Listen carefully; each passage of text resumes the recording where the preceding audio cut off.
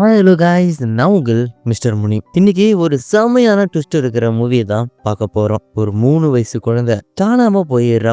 75 மணி நேரம் ஆகியும் போலீஸால எந்த ஒரு குழுவுமே கண்டுபிடிக்க முடியல. அப்பதான் குழந்தையோட ஆன்டி பிரைவேட் டிடெக்டிவா இருக்கிற நம்ம ஹீரோ பேட்ரிக் கிட்ட போய் ஹெல்ப் கேட்கறாங்க. ஹீரோ அந்த குழந்தைய தேட ஸ்டார்ட் பண்ணும் பொழுது அடுத்தடுத்து பல விஷயத்த கண்டுபிடிக்கிறான். கடைசியா அந்த குழந்தைய கண்டுபிடிச்சானா இல்லையான்னு செம்மையான எண்டிங்கோட செம்ம ட்விஸ்டோட சொன்ன படம் தான் 2007 ரிலீஸ் ஆன கான் பேபி கான். நான் உங்கள் மிஸ்டர் முனி. இது மிஸ்டர் முனி வாய்ஸ் பவர் தமிழ். இதுவரை எங்களோட யூடியூப் சேனல் சப்ஸ்கிரைப் பண்ணலனா மறக்காம சப்ஸ்கிரைப் பண்ணிடுங்க. வாங்க வீடியோக்குள்ள போகலாம். படத்தோட ஆரம்பத்துல ஒரு ஹவுஸ் சுத்தி பிரஸ், போலீஸ், மக்கள் எல்லாருமே சூழ்ந்து இருக்கிறாங்க. காரணம் 3 வயசு ஆகிற அமண்டா என்ற பொண்ணு மிஸ் ஆகிட்டா. அவளை கண்டுபிடிச்சு தர சொல்லி அவளோட அம்மா எலினாவோ பிரஸ்ல அழுதுகினே சொல்லிட்டு கொண்டு இருக்கும் பொழுது ஒரு சைட்ல அமண்டாவோட ஆன்டி எலினா ஒரு நல்ல மாதிரி இல்ல, ட்ரக் அடிச்சுட்டு சுத்தின்னு இருப்பா. குழந்தைய தொலைச்சுதான் அவதான் ஒழுங்கா பாத்துக்கவே மாட்டா. அவளோட அஜாக்கிரதாலதான் குழந்தைய யாரோ கடத்தி போயிட்டாங்க அப்படின்னு பிரஸ்ல சொல்லின்னு இருக்கா. இந்த நியூஸ் எல்லாத்தையும் நம்ம ஹீரோ பேட்ரிக்கு அவனோட கேர்ள் ஃப்ரெண்டு 2 பேருமே டிவில பாக்குறாங்க. இவங்களை பத்தி சொல்லணும்னா 2 பேருமே பிரைவேட் டிடெக்டிவா இருக்கிறாங்க. டிவில நியூஸ் பார்த்த உடனே இப்படி சூழ்ந்து எல்லா கொஸ்டினும் கேட்டா இவங்களோட நெக்ஸ்ட் மூவ் குழந்தைய கடத்தவனுக்கு தெரிஞ்சிடும், குழந்தைய ஏதாவது பண்ணிடுவானே டிடெக்டிவ் மைண்டோட நம்ம ஹீரோ சொல்றான். சோ அமண்டாவோட ட்ரெஸ் கோடு, அப்ப அவன் கூடவே வச்சிருக்கிற பொம்மை எல்லாத்தையுமே டிவில சொல்றாங்க. இதை பார்த்த உடனே லவரால தாங்கவே முடியல, மனசு சரியில்லவே இல்லை. அதனால டிவி ஆஃப் பண்ணிட்டு தூங்கி இருந்தா காலிங் பெல் அடிக்குது. ஓபன் பண்ணா அம்மண்டாவோட ஆன்டி அண்ட் அங்கிள் 2 பேருமே வந்திருக்காங்க. நம்ம ஹீரோ தான் பிரைவேட் டிடெக்டிவ்ல அவனோட ஹெல்ப் கிட்ட தான் வந்திருக்குன்னு சொல்லிட்டு எங்களுக்கு போலீஸ் மேலாம் நம்பிக்கையே இல்ல, அதான் உங்ககிட்ட வந்தோன்னு சொல்லும் பொழுது ஆல்ரெடி போலீஸ் இஞ்சி பை இஞ்சா விசாரிச்சுன்னு இருக்காங்க, இருந்தும் நாங்க இல்வான் ஆகணுமான்னு ஹீரோ கேட்க இதை கேட்ட அங்கிள் சரி சரி அவர் ஒத்துக்கல, வா நம்ம போலான்னு சொல்றான். ஆண்டி அதை கூட ஒத்துக்காம இதை பாரு அதெல்லாம் முடியவே முடியாது, போலீஸ் மேல எங்களுக்கு நம்பிக்கையே இல்ல, நீங்க தான் கண்டுபிடிச்சு கொடுக்கணும்னு சொன்னதுனால ஹீரோ எலினாவை விசாரிக்கிறதுக்கு வீட்டுக்கு போறான். ஆனா நேற்று பிரஸ் முன்னாடி அழுதுன்னு இருந்தவ இப்போ ஃப்ரெண்டோட ஜாலியா ரொம்ப கேஷுவலா உட்காந்துன்னு இருக்கான். எந்த ஒரு ஃபீலிங்குமே இல்ல. ஹீரோ கொஸ்டின் கேட்கிறான், நேற்று போலீஸ் கிட்ட எல்லாத்தையும் சொல்லிட்டேன், சோ உங்ககிட்ட எல்லாம் எதுவும் சொல்ல முடியாதுன்னு அவளும் அங்கிருந்து திமுறா போறா. உடனே அங்கிள் கிட்ட எலினா அடிக்கடி எங்க போவான்னு கேட்கும் பொழுது அவ எப்ப பாரு பார்ல தான் சுத்தி நிற்பான்னு சொல்ல அப்படியே குழந்தையோட ரூமுக்கு நம்ம ஹீரோ போறான். தீ பாக்குறான். அந்த நேரத்துல அந்த ரூமுக்கு ஒரு இன்ஸ்பெக்டர் வராரு. ஹீரோ பார்த்த உடனே உங்களுக்கு வேற வேலையா இல்லையா, எதையாவது சால்வ் பண்ணியா அப்படின்னு ரொம்ப திமிரா ரொம்ப நக்கலா கேக்குறாரு.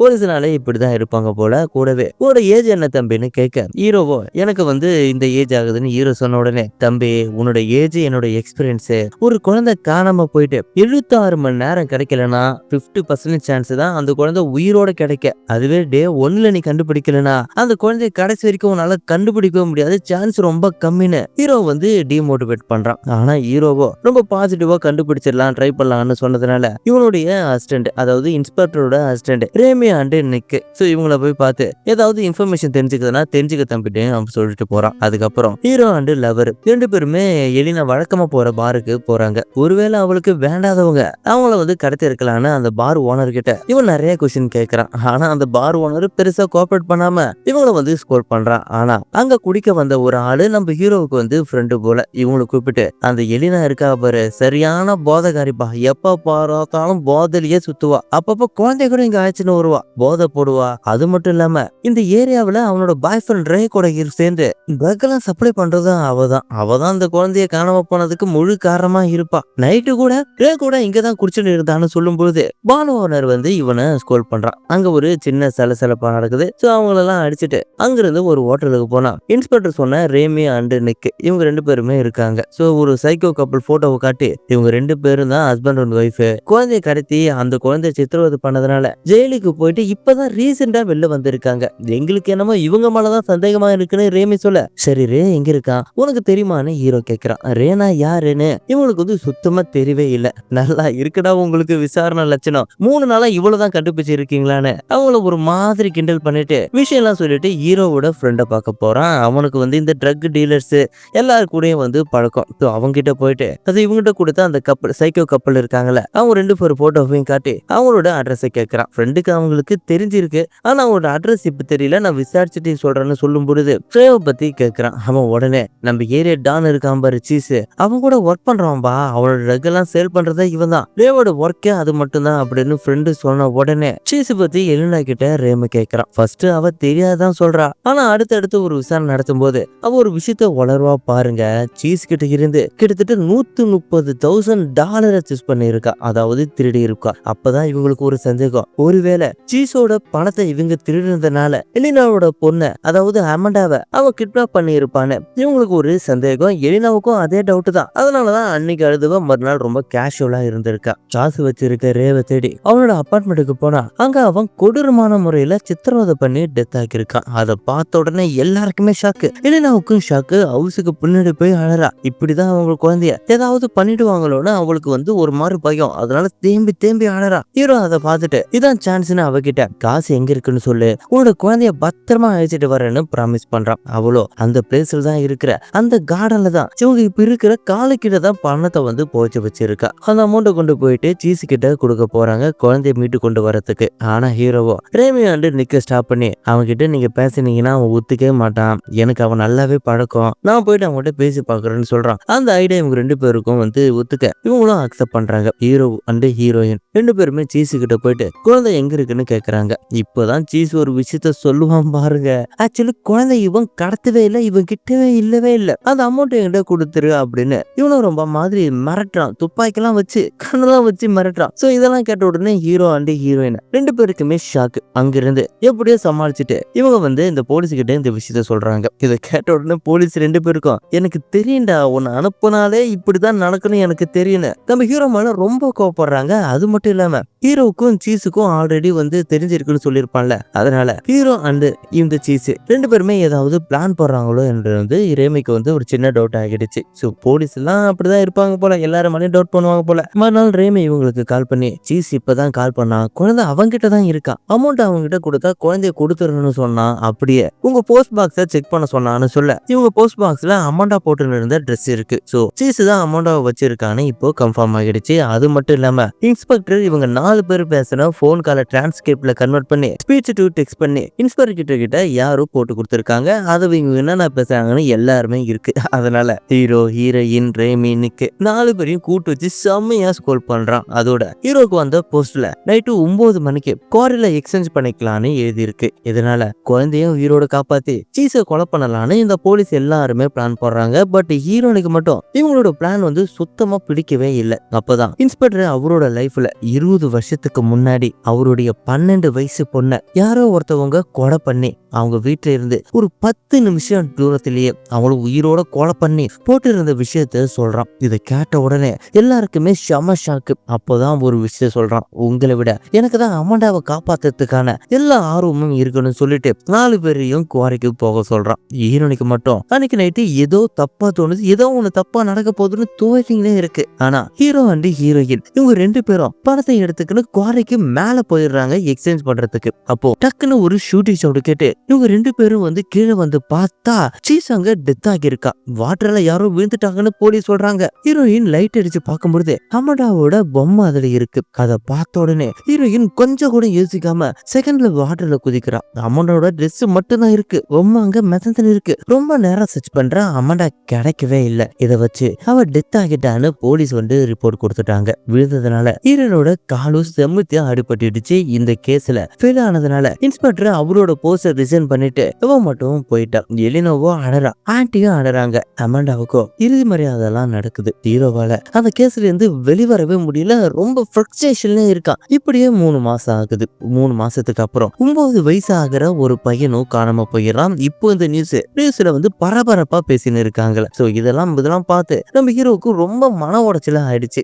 அதனால ஹீரோ பார்ல போய் குடிச்சுன்னு இருக்கும் பொழுது அவனோட ஃப்ரெண்டு அங்க வரான். அந்த குண்டு ஃப்ரெண்டு இருக்கான்ல, அவன் வரான். இவனை அழைச்சிங்கன்னு ஒரு ஹவுஸுக்கு போறான். சோ கூடவே கன் எல்லாம் கொடுத்துட்டு ஒரு ஹவுஸுக்குள்ள போறான். அதுக்குள்ள போலீஸ் முதல்ல சந்தேகப்பட்ட அந்த போத கப்பல்ஸ் அங்க இருக்காங்க. அவங்களுக்கு ஃப்ரெண்டு ட்ரக் கொடுக்க அதை அந்த ஆளு கிழவன் ஒரு காட்டுத்தனமா யூஸ் பண்றான். பின்னாடியே அவனோட குண்டு பைஃபும் அதை ஒரு காட்டுத்தனமா யூஸ் பண்றான். இவங்க 2 பேருமே ஒரு மிகப்பெரிய ட்ரக் அடிக்ட் போல இந்த நேரத்துல ஃப்ரெண்டு ஒரு ரூமா சர்ச் பண்ணி இருக்கான். இதை நோட் பண்ண அந்த குண்டு பொண்ணு இதை என்ன பண்ற அப்படின்னு கேட்டுட்டு அவன் மேல கன்னை பாயிண்ட் பண்ணும் பொழுது ஹீரோ பின்னாடி இருந்து அவளை பாயிண்ட் பண்றான். அப்போ மேல இருந்து யாரோ வெளியில வரத நம்ம ஹீரோ நோட் பண்றான். ஹீரோக்கு அவனை பார்த்த உடனே ஒரு சந்தேகம், ஆள் பார்க்கறதுக்கு ஒரு மாதிரி சைக்கோ மாதிரி இருக்கான். சோ அந்த நேரத்துல ஃப்ரெண்ட் ட்ரக் கீழே கொட்ட அந்த 2 பேருமே ட்ரக்கை எடுத்து யூஸ் பண்றாங்க. ரொம்ப மொரட்டு ஜோடி ஜோடி போல. சோ இதெல்லாம் பார்த்த ஹீரோக்கு ரொம்ப சந்தேகமாயிடுச்சு. அப்படியே ரேமி அண்ட் நிக்கி கிட்ட இந்த விஷயத்த சொல்றாங்க. சோ அந்த போதை கப்பல்ஸ் அங்கதான் இருக்காங்க அப்படின்னு. அதனால கண்ணெல்லாம் எடுத்துக்கின்னு ரேமி பேக் டோர் வழியா போறான். நிக்கு ஃப்ரெண்ட் ஒரு பக்கத்துல போன உடனே அவனை கன்ல வந்து யாரோ ஷூட் பண்ணிடுறாங்க. இதை பார்த்த உடனே ஹீரோ வேகமா போலீஸ் கிட்ட போயிட்டு பிளட் எல்லாம் ஸ்டாப் பண்ணிட்டு இன்னொரு போலீஸ்க்கு இன்ஃபார்ம் பண்ணிட்டு அவன் வந்து இருக்கும் பொழுது அவனே யாரோ ஷூட் பண்றாங்க. சோ நம்ம ஹீரோ கன்னை எடுத்துக்கணும் உள்ள போறான். அங்க கிழவனும் டெத் ஆகி இருக்கான். பின்னாடியே குண்டு பொண்ணு இவனை அடிக்கிறது குடுகுடுன்னு ஓடி வரா. இவனை வேகமா மேல போயிட்டு அந்த சைக்கோ இருந்த ரூமை வந்து மூடிடுறான். அப்ப சுத்தி பக்கம் ஃபுல்லா இருட்டா இருக்கு. கொஞ்சம் தூரத்துல உள்ள போனா அந்த சைக்கோ என்ன மன்னிச்சிடு, நான் தெரியாம பண்ணிட்டேன்னு அழறான். நம்ம ஹீரோக்கா என்ன பண்றதுன்னு தெரியல. உள்ள போயிட்டு பாக்குறான், காணாம போனா அந்த பையன் சாகடிச்சு இருக்காங்க. அதாவது சித்திரவதை பண்ணி அவனை வந்து சாகடிச்சிருக்காங்க. அதை பார்த்த உடனே ஹீரோவுக்கு செம்ம கோவம். ஏற்கனவே வந்து அந்த அமண்டா பொண்ணு செட் ஆனதுனால ரொம்ப ஃப்ரஸ்ட்ரேஷன்ல இருந்தான். இப்ப இவனு டெத் ஆனதுனால அவனோட ஹெட் சைக்கோவோட ஹெட்லயே ஷூட் பண்ணி சாகடிச்சுட்டு வெளில வந்தா அந்த குண்டு ஆண்டியும் செத்து போயிருக்கா. அவங்கள ஷூட் பண்ணது நம்ம ரேமி தான். இப்ப போலீஸும் வந்துடுறாங்க. ஆனா சைக்கோவை கொலை பண்ணது ரேமின்னு ரிப்போர்ட் கொடுத்துடுறான். இருந்தோம் ஹீரோ வந்து ஒரு மர்டர் பண்ணது ஹீரோவுக்கு உள்ளுக்குள்ள ஒரு குற்ற உணர்ச்சியாவே இருக்கு. எதனாலனா இது வரைக்கும் அவன் யாரையும் கொலை பண்ணதே இல்ல. ஹீரோனிட்டு சொல்லி ஆடறான். ஹீரோனும் அவளுக்கு வந்து ஆறுதல் சொல்றான். இருந்தோம் இவனால அதுல இருந்து வெளிவரவே முடியல. இது ரேமி கிட்ட புலமன் இருக்கும்போது ரேமியும் எதுவுமே தப்பு இல்ல, நீ ஒரு கொலை பண்ணது ஒரு சைக்கோவா, ஒரு மிருகத்தை நீ சாகடிச்சிருக்க, எந்த ஒரு பிரச்சனையும் இல்லைன்னு இவனும் சமாதானப்படுத்துறான். அப்பதான் இவன் போட்டுன்னு இருந்த அதாவது ரேமி போட்டுருந்த போதையில ஒரு விஷயத்த உடையறான். 95ல நிக்க இவனும் இருக்கும் பொழுது ஒரு ஹவுஸ்ல இருந்து போன் வந்திருக்கு. அந்த ஹவுஸுக்கு போனா அங்க ஃபுல்லா ட்ரக் காக்ரோச்னு ரொம்ப மோசமா இருந்துச்சு. அங்க ஒரு சின்ன பையன் மட்டும் ரொம்ப தனிமையில ரொம்ப சோகமா இருந்திருக்கான். அவனோட அப்பா அம்மா 2 பேருமே ட்ரக் அடிக்ட், மோசமான ஆளுங்க. அதனால ரேவோட ஹெல்ப்போட ஃபேமிலியை வந்து ட்ரக் கேஸ்ல மாட்டி விட்டுட்டு குழந்தைய வேற ஃபேமிலிக்கு கொடுத்திருக்காங்க. இப்போ அந்த குழந்தை ரொம்ப ஜாலியா இருக்குன்னு சொல்லிட்டு இதெல்லாம் எந்த ஒரு தப்புமே இல்லைன்னு ஹீரோக்கு வந்து அவன் அட்வைஸ் பண்றான். ஆனா இந்த டைம்ல இருந்து ஹீரோக்கு குற்றுணர்ச்சியை தாண்டி ரேமி மேல ஒரு சின்ன சந்தேகம் வந்துடுச்சு. எதனாலனா ஃபர்ஸ்ட் சீன்ல அதாவது ஹோட்டல்ல ரே எனக்கு தெரியவே தெரியாதுன்னு ரேமி சொல்லி இருப்பான். ஆனா இப்போ ரேவோட ஹெல்ப்போட அவனை வந்து ஒரு ஆளை ஜெயிலுக்கு அனுப்புறதா சொல்லியிருக்கான். அதுவும் 15 வருஷத்துக்கு முன்னாடியே ரேமிக்கும் ரேவுக்கும் பழக்கம் இருந்திருக்குன்னு நம்ம ஹீரோவுக்கு தெரிஞ்சிருக்கு. மறுநாள் ஹாஸ்பிட்டல்ல இருந்த நிக்கு டெத் ஆகிட்டான். அவனோட இறுதி சடங்கெல்லாம் முடிஞ்ச பிறகு ரேமி கிட்ட நேத்து நைட்டு பேசுறத பத்தி ஹீரோ கேட்கறான். ஆனா ரேமியும் இந்த பாரு நான் குடிச்சிருந்தேன், ஏதாவது உடனே இருப்பேன், அதை பத்தி நான் என்கிட்ட பேசாதுன்னு அவன் போன பிறகு பக்கத்துல இருந்த டெவினை அழைச்சிக்கின்னு ஒரு ரெஸ்டாரண்ட்டுக்கு போயிட்டு அதாவது இவனும் போலீஸ் தான் ரேமி அண்டு ரேவு பத்தி இவன் சொல்றான். அப்பதான் டெவின் ஒரு உண்மையை சொல்லுவாங்க பாருங்க. ஹீரோவுக்கு அதை கேட்டோட நீ இன்னும் ஷாக்கு. அதாவது சூஸோட மணி தேட பார்த்ததை பத்தி ரேமிக்கு ஆல்ரெடி தெரிஞ்சிருக்கு. அதாவது ஹீரோவுக்கு தெரியறதுக்கு முன்னாடியே ரேமிக்கு ஆல்ரெடி தெரிஞ்சிருக்குன்னு நம்ம ஹீரோவுக்கு தெரிய வருது. அப்பதான் ஹீரோவுக்கு ஒரு சந்தேகம், இதுல ஏதோ ஒண்ணு மறைஞ்சிருக்குன்னு. அதனால மறுநாள் அங்கிளுக்கு கால் பண்ணி எனக்கு எல்லாமே தெரிஞ்சிடுச்சு, ரேமியும் நீயும் பண்ற மலமாரதானம் எல்லாமே தெரிஞ்சிடுச்சு, மோர்பி ரெஸ்டாரண்ட்டுக்கு வான்னு சொல்லிட்டு போனை கட் பண்ணிடுறான். இந்த விஷயத்த ரேமி கிட்ட அங்கிள் சொல்ல அவன் போகாதுன்னு சொல்லியும் அங்கிள் ரெஸ்டாரண்ட்டுக்கு போறான். ரேமிக்கும் உனக்கு எவ்வளவு நாள் பழக்கம் ஹீரோ கேட்க கொஞ்ச நாளாதான், அம்மாட்டா கேஸ்ல இருந்து தான் பழக்கம் அப்படின்னு அங்கிள் சொல்ல எனக்கு எல்லாமே தெரியும், நீ ஏன் ரேமியும் அம்மாட்டாவை கிட்னாப் பண்ணி எலினா கிட்ட இருந்து அமௌண்ட் வாங்க பிளான் தானே போட்டு இருக்கீங்க, எனக்கு எல்லாமே தெரியும். ஹீரோ கொஞ்சம் போட்டு வாங்குற மாதிரி, அதாவது இவனுக்கு எதுவுமே ஷோரா தெரியாது இருந்தும் போட்டு வாங்குற மாதிரி சொல்றான். அங்கிளுக்கு இதை கேட்ட உடனே பயம். அதனால ஒரு கட்டிங்க போட்டுட்டு அப்போதான் ஒரு உண்மையை சொல்லுவாங்க பாருங்க. ஆக்சுவலி ரேமிக்கும் அவனுக்கும் 23 வருஷம் பழக்கம் இருக்கு. பிளாஷ்பேக்ல எப்பயும் போல அமடாவை செக் பண்றதுக்காக அங்கிள் ஹவுஸுக்கு போனா அமடா வழக்கம் போல தனியா தான் சோகமா இருந்திருக்கா. அப்போ கிச்சன்ல ரே அண்ட் எலினா 2 பேரும் நான் இருக்கிறது தெரியாம $130,000 சீஸ் கிட்ட இருந்து திடீர்னு வந்த பத்தி பேசின்னு இருப்பாங்க. அதனால ரேமி கிட்ட நான் இந்த விஷயத்த சொன்ன பொழுது அவன் தான் இந்த ஐடியா கொடுத்தான். அதாவது அமடாவை கிட்னாப் பண்ற மாதிரி பண்ணிட்டு ரேமி கிட்ட கொடுத்துட்டு பிளாக்மெயில் பண்ணி இவகிட்ட இருந்து அதாவது எலினா கிட்ட இருந்து அமௌண்ட் வாங்கிடலான்னு பிளான் போட்டிருக்காங்க. ஆனா இவனோட ஒய்ஃப் யாரு, அங்கிளோட ஒய்ஃப், இவங்க யாருமே எதிர்பார்க்காத மாதிரி போலீஸுக்கும் கால் பண்ணி சொல்லியிருக்கா. இவனையும் அப்பாயிண்ட் பண்ணி இருக்கா. அப்போதான் ரேமி மீண்டும் ஒரு பிளான் போடுறான். சீஸ் கூட இருக்கிற ஒரு ஆளுக்கிட்ட அமௌண்ட் எல்லாம் கொடுத்து அவனை தீட்டுக்கிட்ட பிளான் போட்டுட்டு சீஸை கொலை பண்றதுக்காக குவாரிக்கு வர சொல்லிட்டாங்க. அதாவது குவாரி போட்ட பிளான் இந்த பிளான் தான், அதாவது ரேமியும் இந்த அங்கிளும் போட்ட பிளான் தான். சோ இதை நம்பிதான் ஹீரோ ஹீரோயின் 2 பேரும் வந்திருக்காங்க. அவங்க மேல போகும்பொழுது இவங்க 2 பேரும் சூஷி ஷூட் பண்ணி சாகடிச்சிருக்காங்க. அந்த சவுண்டு கேட்டுதான் இவங்க கீழே வர அந்த நேரத்துல இந்த ஷூட்டிங் சவுண்ட் எல்லாம் கேட்ட உடனே இந்த ரேமி ஆயிடுச்சுன்னு வந்த அந்த அமண்டா அந்த 3 வயசு குழந்தை பயத்துல ஓடி போயிட்டு குவாரியில விழுந்திருக்கா. இந்த எல்லா உண்மையும் அவன் சொல்றான். இதை கேட்ட உடனே ஹீரோவுக்கு ஷாக் ஆயிடுச்சு. பணத்துக்காக ஒரு குழந்தைய கொலை பண்ணிட்டேன்னு ஹீரோ கோவமா கேட்க அங்கிளும் அழறான், கத்துறான். நான் கொலை பண்ணல, நான் கொலைய பண்ணல, நான் அமண்டா மேல அவ்வளவு பாசம் வச்சிருந்தேன். அந்த அமௌண்ட் வச்சு அமண்டாவுக்கு பெட்டர் லைஃப் கொடுக்கலாம் தான் நான் பிளான் போட்டேன்னு சொல்லிட்டு இவன் அழுதுன்னு இருக்கும்போது அப்போ கதைக்கு சம்மந்தமே இல்லாம பாருக்குள்ள ஒரு ஜோக்கர் முகமுடி போட்டுக்கின்னு கொள்ளை அடிக்கிறதுக்காக ஒருத்தன் வரான். அங்கிள் கிட்டயே நிக்கிறான். அவனையே பாயிண்ட் அவுட் பண்றான் கண்ணால. இதை பார்த்த உடனே பிரேமி தான் வந்திருக்கான்னு எல்லாருக்கும் தெரிஞ்சிடுச்சு. ஹீரோ கிட்ட எந்த உண்மையும் சொல்லக்கூடாதுன்னு தான் இவன் அங்க வந்திருக்கான். சோ இவங்க 2 பேருக்குமே தெரியுது. அப்போ டக்குனு பார் ஓனர் ரேமியும் ஷூட் பண்றான். அவன் அங்கிருந்து கன் அடியோட வேகமா தப்பிச்சிடறான். ஹீரோ பின்னாடியே ஃபாலோ பண்ணின்னு போனா ஒரு பில்டிங் மேல அவன் படுத்துன்னு இருக்கான். சோ ரேமியோ உயிருக்கு போராடின்னு இருக்கான். அப்பதான் ஒரு விஷயத்த சொல்லுவான் பாருங்க. எப்பா அப்பா அப்பா அப்பா நம்ம இவ்வளவு நேரம் பார்த்த ஒட்டுமொத்த ஸ்டோரியும் அப்படியே தலைக்கீழாம இருக்கும். அதாவது ஐ லவ் சில்ட்ரன் சொல்லிட்டு டெத் ஆகியிருப்பான். இந்த சென்டென்ஸ் நம்ம ஹீரோவோட மைண்ட்ல ஓடிக்கினே இருக்கு. கட் பண்ணா அடுத்த சீன் போலீஸ் ஸ்டேஷன்ல ஹீரோவை என்கொயரி பண்றாங்க. குவாரிக்கு ஏன் போனன்றத பத்தி கேட்டுனே இருக்காங்க. என்னோட போஸ்ட் பாக்ஸ்ல அம்மாவோட ட்ரெஸ் இருந்துச்சு. அது மட்டும் இல்லாம பிரேமிக்கு போலீஸ் ஸ்டேஷன்ல சீஸ் கால் பண்ணி அவன் குழந்தை வச்சிருக்குன்னு சொல்லி இருந்தான். இந்த விஷயம் இன்ஸ்பெக்டருக்கு கேட்டுச்சு. அவர் எங்களை விசாரிச்சாருன்னு டிரான்ஸ்கிரிப்ட் விஷயத்துல, அதாவது இவங்க பேசின காலெல்லாம் அவருக்கு தெரிஞ்சிருக்குல்ல, டிரான்ஸ்கிரிப்ட் பண்ணி வச்சிருப்பாங்கல்ல, அந்த விஷயத்த எல்லாத்தையுமே சொல்றான். அப்பதான் போலீஸ் நாங்க ஃபுல்லா விசாரிச்சிட்டோம், நாங்க எந்த காலையும் டிரான்ஸ்கிரிப்ட் பண்ணவே இல்லை அப்படின்னு சொல்றாங்க. எந்த ரெக்கார்ட்ஸும் இல்லைன்னு சொல்றாங்க. தீரவா இல்ல அவர்தான் வச்சிருந்தாருன்னு இவன் சொல்லும் பொழுது நீ டிரான்ஸ்கிரிப்ட் பாத்தியான்னு போலீஸ் கேட்க கொஞ்ச நேரம் இவன் யோசிச்சுட்டு இல்லன்னு சொல்றான். கட் பண்ணா அடுத்த சீன் ஹீரோ ஹீரோயின் 2 பேரும் இன்ஸ்பெக்டரோட ஹவுஸுக்கு போறாங்க. சோ போகும்பொழுது பிரேமி சொன்னது, அங்கிள் அமௌண்டா சொன்னது எல்லாமே இவனோட மைண்டுக்குள்ள ஓடினே இருக்கு. சோ எல்லாமே ஞாபகத்துக்கு வருது. இன்ஸ்பெக்டரோட ஹவுஸுக்கு போனா அவன் இவனை வெல்கம் பண்றான். ஹீரோயின் தூரத்துல வெளியில இருக்கா. சோ அப்போ அந்த நேரத்துல டேடுன்னு சொல்லிட்டு அமண்டாவும் அங்கிருந்து குடு குடுன்னு ஓடி வரா. ஓ மை காட், காணாம போன அமண்டா இப்போ இந்த இன்ஸ்பெக்டர் கூட தான் இருக்கா. அப்படியே இது வரைக்கும் நடந்த எல்லாமே இந்த இன்ஸ்பெக்டரோட பிளான் தான் இருந்து நம்ம ஹீரோவுக்கு எல்லாமே புரியுது. அதாவது குவாரில அமண்டா வரவே இல்லை, இவங்க பண்ண பிளான் தான் எல்லாமே. அதாவது அந்த சீஸ கொலை பண்ணிட்டு அமண்டாவோட ட்ரெஸ் அந்த குவாரி தண்ணியில தூக்கி போட்டது இவங்க எல்லாமே பிளான் தான். அதாவது அவ டெத் ஆன மாதிரி டெத் ஆன பிறகு இன்ஸ்பெக்டர் அமண்டாவை அழைச்சிக்கணும், வேற ஒரு பிளேஸ்ல தனியா சேஃபா ஜாலியா வாழலாம் தான் இவங்களுடைய பிளான். அது மட்டும் இல்லாம இந்த எலினா இருக்கால, அவ ரொம்ப ட்ரக் அடிக்ட். சோ அவ அமண்டாவை பாத்துக்க மாட்டான்னு தான் இந்த ரேமி எல்லா விஷயத்தையும் பண்ணிருக்கா. இது எல்லாத்தையும் தெரிஞ்ச உடனே ஹீரோவுக்கு போலீஸ்க்கு கால் பண்ணி இன்ஃபார்ம் பண்றேன்னு சொல்றான். ஃபர்ஸ்ட் இந்த இன்ஸ்பெக்டர் நம்ம ஹீரோவை மிரட்டுறான். பிறகு கெஞ்சி பாக்குறான், அமண்டாவுக்கு இப்பதான் ஒரு பெட்டர் லைஃப் கிடைச்சிருக்கு, அவளோட லைஃப் இன்னும் மேல மேல போகும், ப்ளீஸ் போலீஸ்க்கு இன்ஃபார்ம் பண்ணாதன்னு கெஞ்சி கேட்கிறான். ஆனா ஹீரோ சுத்தமா கேட்கல. இந்த விஷயத்த நான் போயிட்டு ஃபர்ஸ்ட் போலீஸ் கிட்ட சொல்ல போறேன், அதுக்கு முன்னாடி ஹீரோயின் கிட்ட சொல்ல போறேன்னு ஹீரோயின் கிட்ட சொல்றான். ஆனா ஹீரோனியும் போலீஸுக்கெல்லாம் கால் பண்ணாத, அவ இப்ப ஒரு பெட்டர் லைஃப் வாழ்ந்துன்னு இருக்கா. அமண்டா அந்த பொண்ணு கூட